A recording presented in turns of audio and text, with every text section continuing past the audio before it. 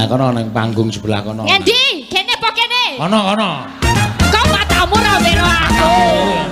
Iki kalingan cagak iki lho. Bocagake digeser wae. Aku ra iso memandangmu lho. Ora apa-apa. Pas nek kok kene kita ganteng ngene. Wah, Yes, kok kono biasane elek lho, Pak. Kan biasanya sinden ning kono. Rupamu elek wis kok kono.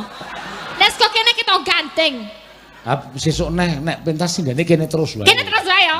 Wah ya ora cocok, mending ketok elek wae aku seneng nek rupamu elek aja bagus-bagus. Wis ora apa-apa, wis benengke wae wis.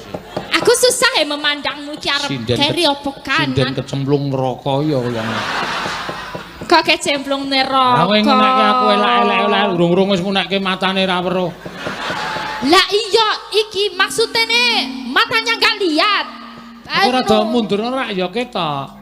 Piye ra ketok lho. Oh, ora ketok tenan ya awakmu kok triplek cilik banget. Iya. Dadi ming sak cagak ya awake ya. Ya, iki wis ketok ya ning kene ya. Heeh, wis ngidak cah cilik. Ketok tenan lho, Des. Aja engko nek ra ketok meneh engko. Iya. Iya, ndas. Ora apa-apa wis benengke wae. Iya. Dek ora sale aku le ngapura iki dek ora dong, Desi artine apa ora dong. Oh. Kuwi bukti keakraban kita berdua. Iya. Ya ora?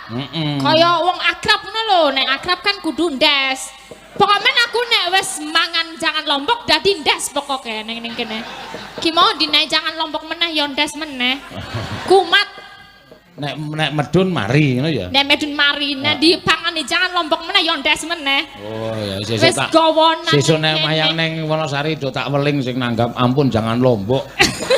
Mungkin ndak kula dindas-ndeske. Ya ora apa-apa, Mak. Nggih, gayeng nggih niki wau anting lambang se. Iya. Karemenen kene merane, kamerane karemenane wong gading. Iya. Jenenge Caping Gunung Medura, Pak Ratno. Gading mesti njaluk Caping Gunung Medura terus. Nggih, ya mesti kok ya. Oh ya kesenengane Pak Ratno. Iki mau ya ditakokke anting derek mboten wonten aku mong. Ya. Ya mau esuk wis arep ra mangkat bocahe. Ngapa mergane? Anu matane ledeng jarene. Wow, mataku ledeng mbak. Apa? Matane ledeng. Apa ledeng? Ledeng wong ngecuri bathukmu iki apa? Ledeng. Oh, soalnya kuliah bocahe, kuliah, si latihan macam-macam aku arep. Ojo iki kesenengane Pak Ratno gading ki kowe aku ngono.